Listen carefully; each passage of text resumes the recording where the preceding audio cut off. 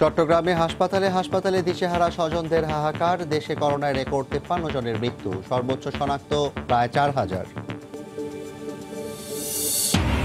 Corona চিকিৎসায় জীবন রক্ষাকারী ওষুধ পাওয়ার দাবি ব্রিটিশ চিকিৎসকদের। ডেক্সামেথাসন প্রয়োগে কমবে মৃত্যু ঝুঁকি, বলছেন গবেষকরা। রাজধানীতে জোনভিত্তিক লকডাউন নিয়ে ধোঁয়াশা কাটছেই না। দক্ষিণের মেয়র বললেন, প্রস্তাবিত সব এলাকায় সম্ভব নয়। চট্টগ্রামে রেড জোন হিসেবে কাঠটলি এলাকা লকডাউন। দীর্ঘ ৮৬ দিন পর আন্তর্জাতিক রুটে বিমান চলাচল শুরু। উড়েছে কাতার এয়ারওয়েজের ফ্লাইট। স্বাস্থ্যবিধি মানায় কড়াকড়ি।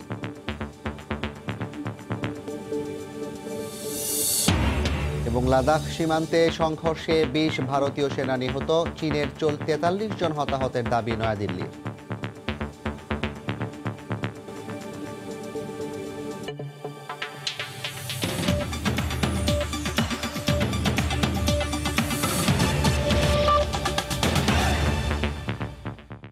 দেখছিলেন শিরোনাম। প্রবাসী সময়ের সঙ্গে আছি আমি জাফর সাদিক। হাসপাতালে দিশেহারা স্বজনদের ছোটাছুটি আর হাহাকার। বেসরকারি হাসপাতাল তো বটেই, চট্টগ্রাম মেডিকেল কলেজ হাসপাতালেও সেবা না পাওয়ার অভিযোগ উঠেছে। করোনা রোগী না হলে বাড়ছে দুর্ভোগের মাত্রা। নূরজামাল আতিকের ক্যামেরায় বিস্তারিত জানাচ্ছেন পার্থপ্রতিম বিশ্বাস।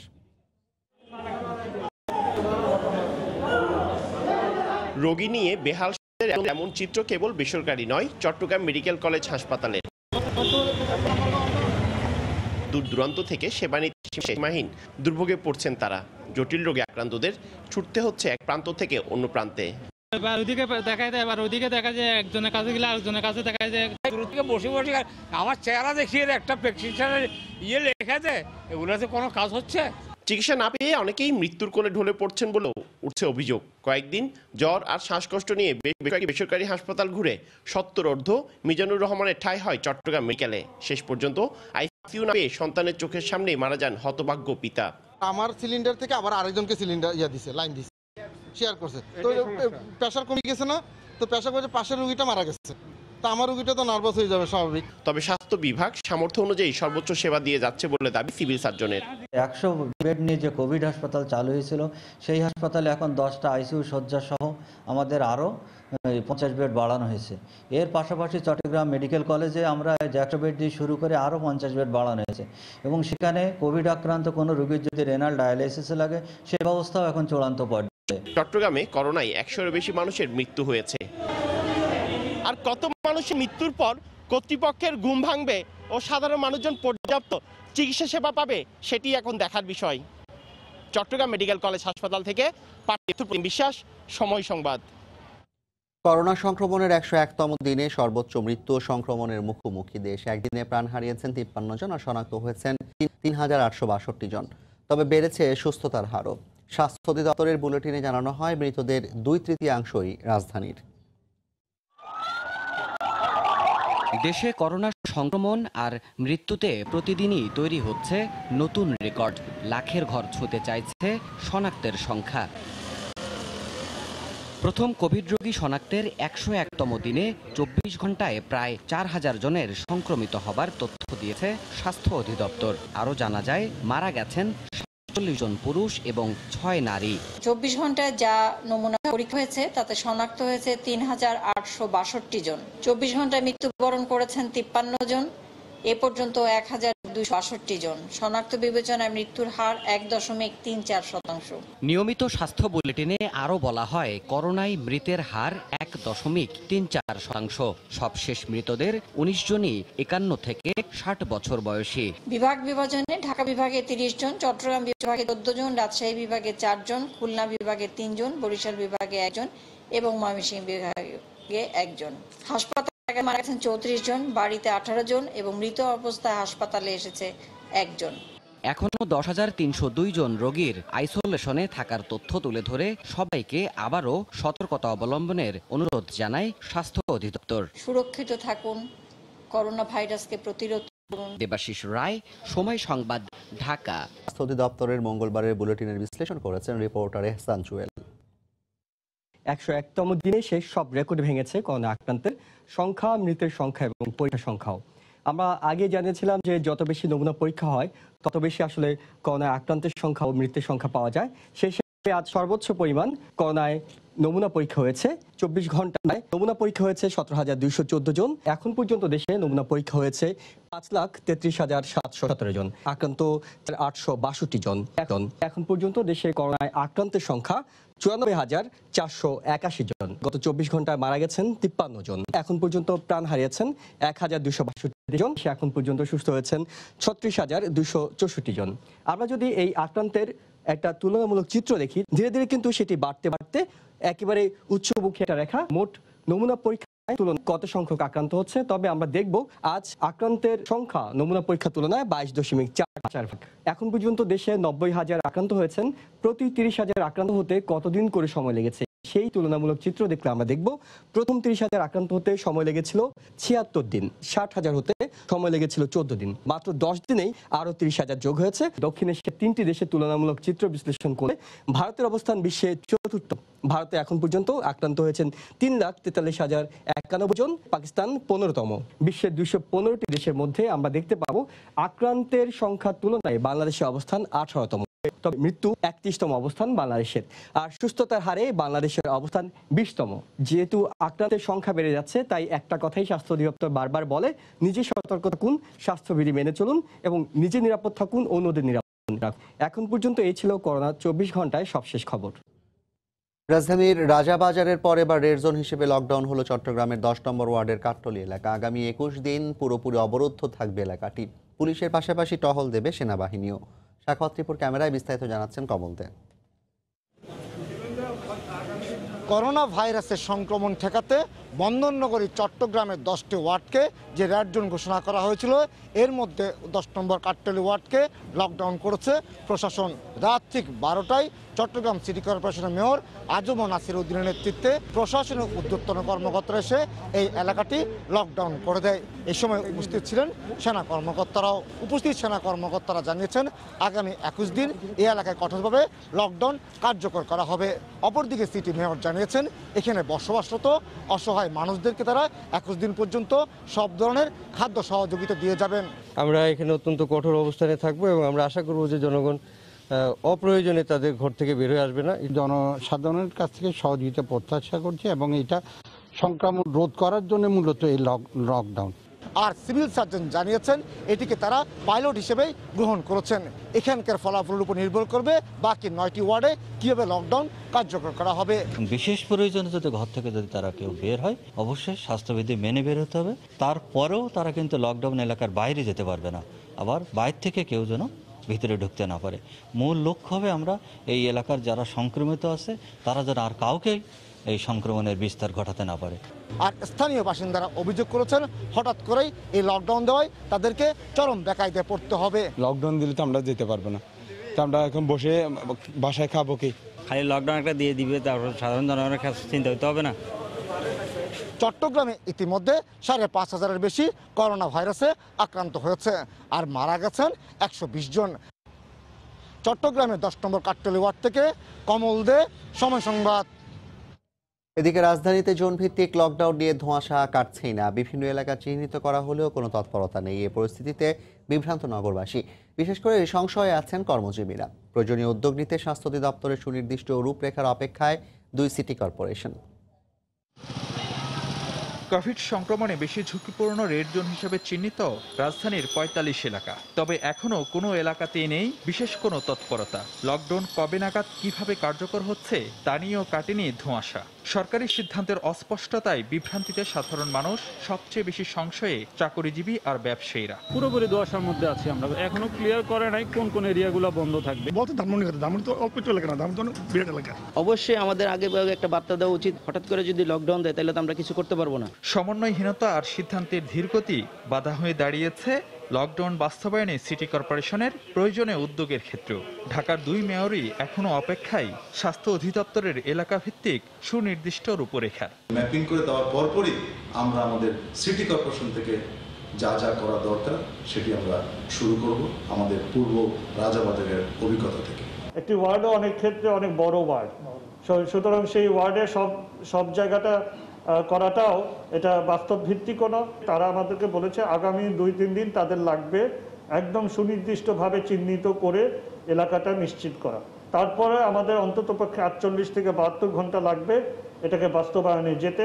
এদিকে রেড জোনে সরকারি নির্দেশনা পালনে সেনা টহল জোরদার হচ্ছে বলে জানিয়েছে আন্তঃবাহিনী জনসংযোগ পরিদপ্তর আইএসপিআর। পাশাপাশি মানুষের মাস্ক ব্যবহার নিশ্চিত ও স্বাস্থ্যবিধি মানার বিষয়ে সচেতনতা তৈরিতে বিভিন্ন এলাকায় মোতায়েন রয়েছেন সেনা সদস্যরা। ফারুক ভাইয়া, রবিন, সময় সংবাদ, ঢাকা।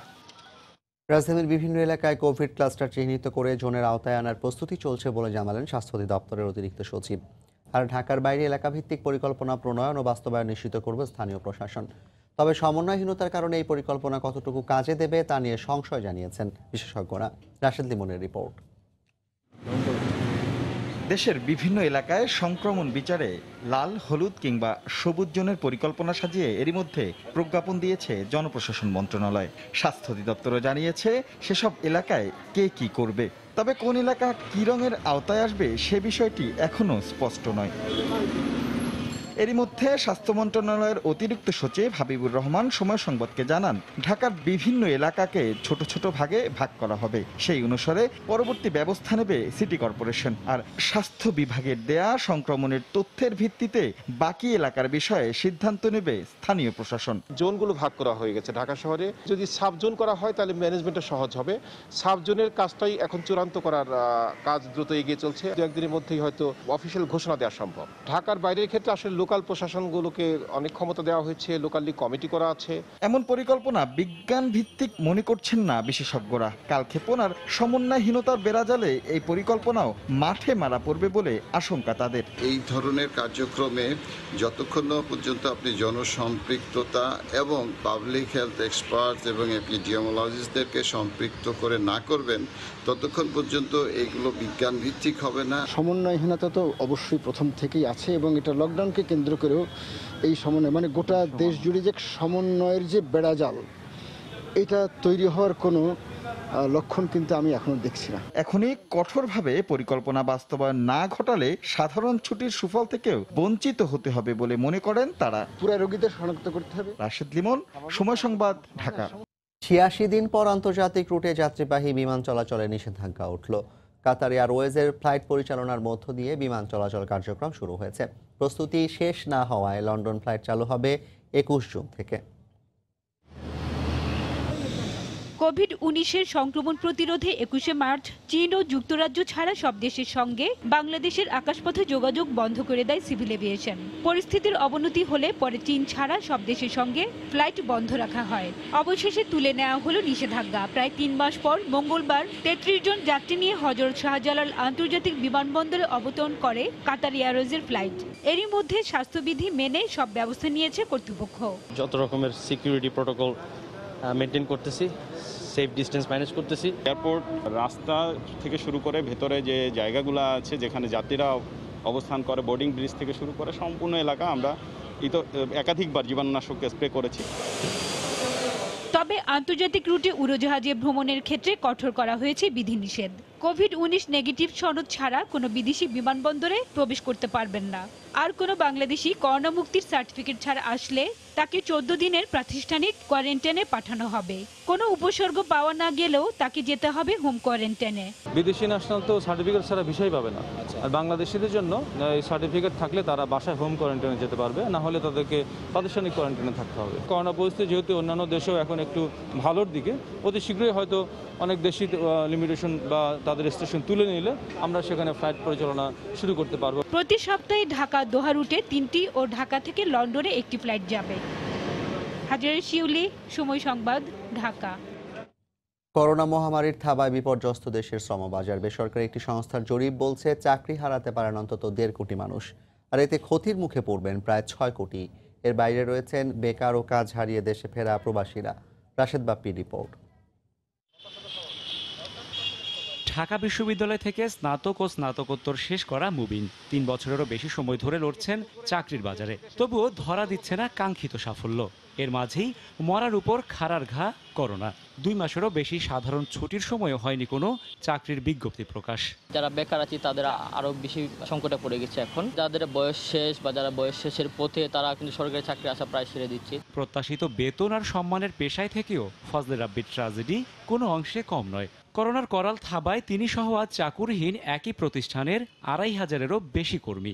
আমরা মেট্রো রেলের প্রজেক্টে আছি CP3 CP4 টার্মিনেশন বলে একটা লিস্ট দিয়ে দিচ্ছে 2600 জনের। এই সময়টা আমরা পুরোটাই বেকার। বেসরকারি গবেষণা প্রতিষ্ঠান পলিসি রিসার্চ ইনস্টিটিউটের হিসেবে করোনার প্রভাবে চাকরি হারাতে যাচ্ছেন অন্তত 1.5 কোটি মানুষ, যাদের মধ্যে গার্মেন্টস, ব্যাংক, ইন্স্যুরেন্স সহ আছে আরও অনেক খাত।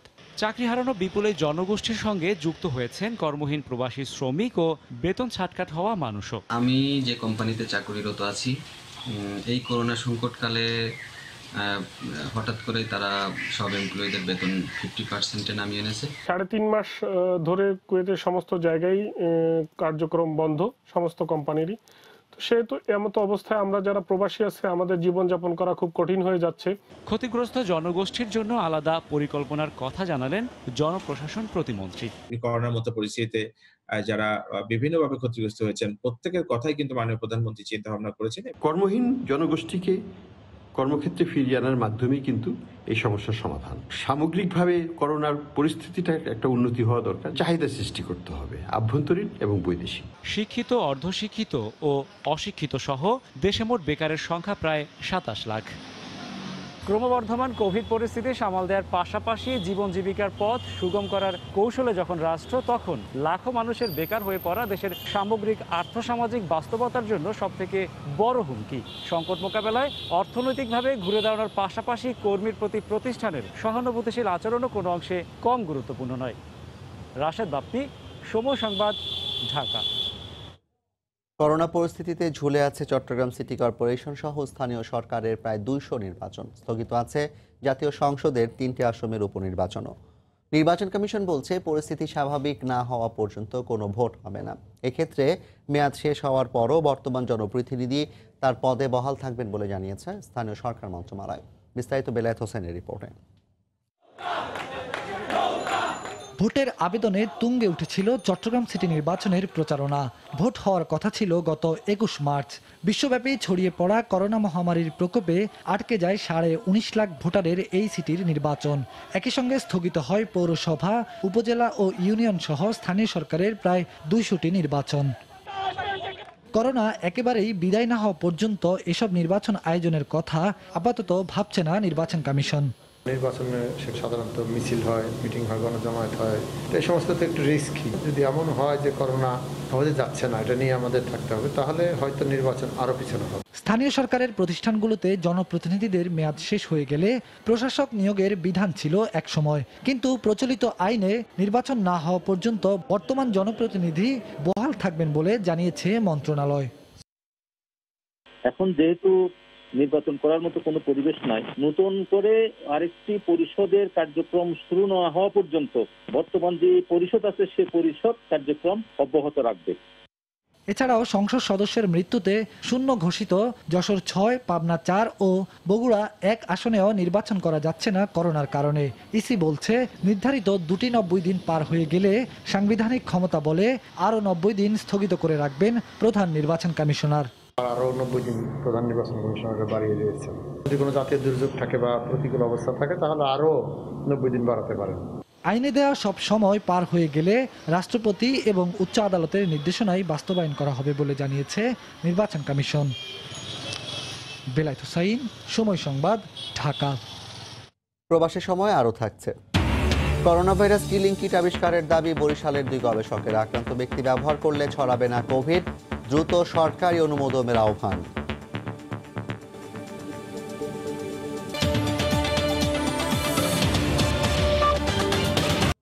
স্রোতস্বিনীর টলমলে পানিতে পালতোলা নৌকার ছোটাছুটি, নদীর বুকে নির্মল বাতাসের আলিঙ্গন। ঢাকার চারপাশের নদীর রূপ এখন এমনই, বেড়েছে নদীর প্রশস্ততাও।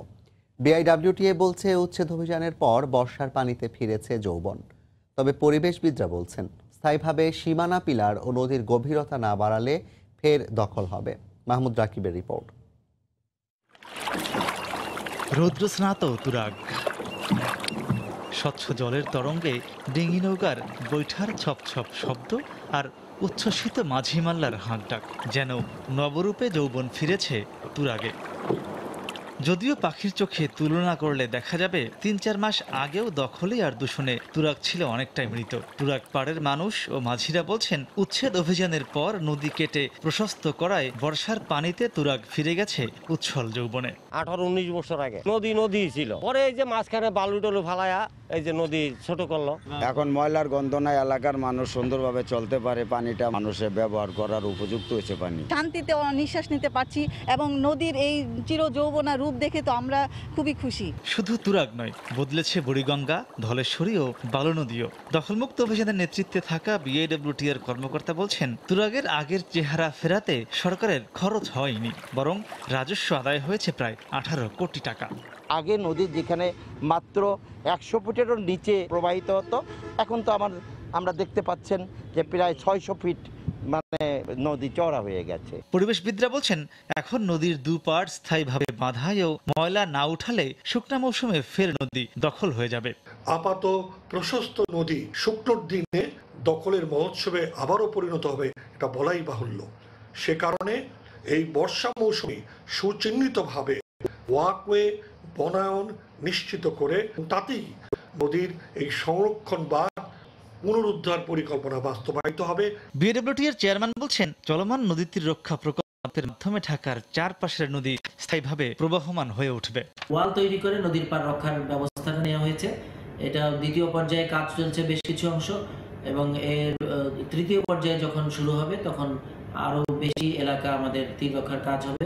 জনগণ যদি আমাদের সাথে থাকে, আমাদেরকে সহযোগিতা করে, দূষণ মুক্ত আমরা একটি এলাকা তৈরি করতে পারবো আশা করি। প্রতি বছর বর্ষা মৌসুমেই এমন যৌবন ফিরে পায় তুরাগ সহ দেশের সকল নদ নদী, যা বর্ষা মৌসুমের পর আবার হারিয়ে যায়।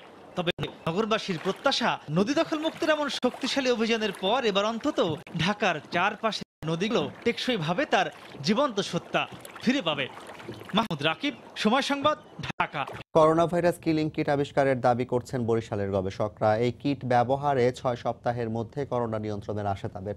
আক্রান্ত ব্যক্তি কোভিড কিট ব্যবহার করলে কোনো সুস্থ ব্যক্তি তার সংস্পর্শে এলেও সংক্রমিত হবেন না। আমিনুল ইসলামের তোলা ছবিতে আরও জানাচ্ছেন ফিরদাউস সোহাগ। শুধু বাংলাদেশ নয়, সারা বিশ্ব স্তব্ধ করোনা ভাইরাসের দাপটে। দেশে করোনায় সরকারি হিসেবে হাজার ছাড়িয়েছে মৃতের সংখ্যা, আক্রান্ত হয়েছে ৭৮,০০০-এর বেশি। এই অবস্থায় গত 2 মাসের গবেষণায় বরিশাল শের-ই-বাংলা মেডিকেল কলেজ হাসপাতালের চিকিৎসক ডাক্তার এইচ.এম. মাসুম বিল্লাহ, তার সহযোগী ডাক্তার উম্মে তাহেরা ইলা এবং বরিশাল বিশ্ববিদ্যালয়ের জৈব রসায়ন বিভাগের চেয়ারম্যান ডক্টর রেহেনা পারভিন যৌথভাবে করোনা নিয়ন্ত্রণে কোভিড কিট তৈরি করেছেন। কোভিড কিটটি আক্রান্ত ব্যক্তির সাথে একটি ভেন্টিলেশন মাস্ক এবং টিউবের সাথে কানেক্টেড থাকবে এবং নির্গত নিঃশ্বাসের জীবাণু এই ডিভাইসে আসা মাত্র 99.995%-এর অধিক জীবাণুমুক্ত হয়ে যাবে। এই কিটের মাধ্যমে 4 থেকে 6 সপ্তাহের মধ্যে বাংলাদেশ থেকে করোনা ভাইরাস নিয়ন্ত্রণ করা সম্ভব হবে। এই কিটের প্রোটোকল বিএমআরসিতে জমা দেওয়া হয়েছে, যা চূড়ান্ত অনুমোদনের অপেক্ষায় রয়েছে। বিষয়টি চিকিৎসকদের মাঝে আশা দেখাচ্ছে বলে মন্তব্য করেছেন বরিশাল শের-ই-বাংলা মেডিকেল কলেজ হাসপাতালের পরিচালক। সেটা যদি কার্যকরী হয় তাহলে আমাদের ডাক্তার, নার্স, স্বাস্থ্যকর্মী যারা আছে তারা আসলে কিন্তু আক্রান্ত হবে না। তবে আমরা বিশ্বাস করি যে পজিটিভ জিনিসটা সবাই গ্রহণ করবে, আমাদের সরকারও গ্রহণ করবে। গত 12 মে অনুমোদনের জন্য covid kit Bangladesh medical research council বিএমআরসিতে পাঠানো হয়েছে। ফিরদাউস সোহাগ, সময় সংবাদ, বরিশাল। 10 দিনব্যাপী চলা ঢাকা উত্তর সিটি কর্পোরেশনের মশক নিধন অভিযানের পরদিন মঙ্গলবার লার্ভিসাইডিং কার্যক্রম পরিচালনা করেছে একটি দল।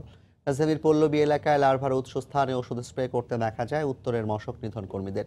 এ সময় বাসাবাড়ি, নির্মাণাধীন ভবন ও রাস্তার পাশে লার্ভিসাইডিং করেন তারা।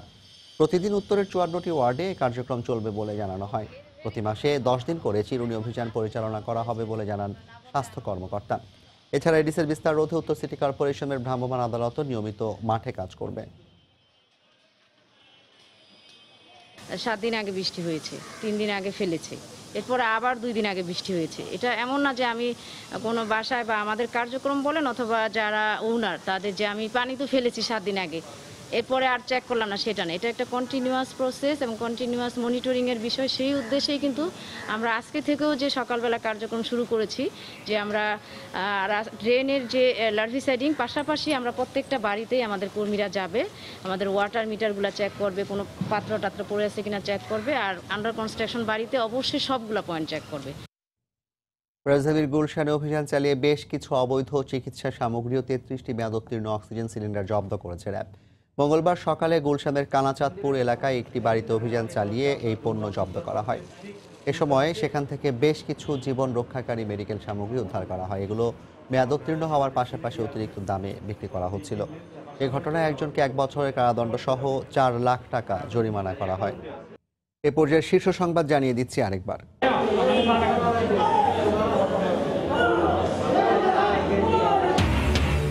চট্টগ্রামে হাসপাতালে দিশেহারা স্বজনদের হাহাকার। দেশে করোনায় রেকর্ড 53 জনের মৃত্যু, সর্বোচ্চ শনাক্ত প্রায় 4000। করোনা চিকিৎসায় জীবন রক্ষাকারী ওষুধ পাওয়ার দাবি ব্রিটিশ চিকিৎসকদের। ডেক্সামেথাসন প্রয়োগে কমবে মৃত্যু ঝুঁকি, বলছেন গবেষকরা। রাজধানীতে জোন ভিত্তিক লকডাউন দিয়ে ধোঁয়াশা কাটছেই না। দক্ষিণের মেয়র বললেন প্রস্তাবিত সব এলাকায় সম্ভব নয়। চট্টগ্রামে রেড জোন হিসেবে কাঠটলি এলাকা লকডাউন। দীর্ঘ 86 দিন পর আন্তর্জাতিক রুটে বিমান চলাচল শুরু, উড়েছে কাতার এয়ারওয়েজের ফ্লাইট। স্বাস্থ্যবিধি মানায় কড়াকড়ি।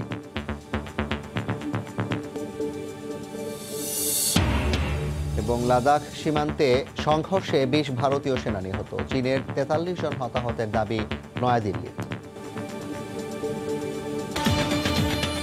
এই ছিল প্রবাসের সময়। যে কোনো খবর পেতে ভিজিট করুন সময়নিউজ.tv।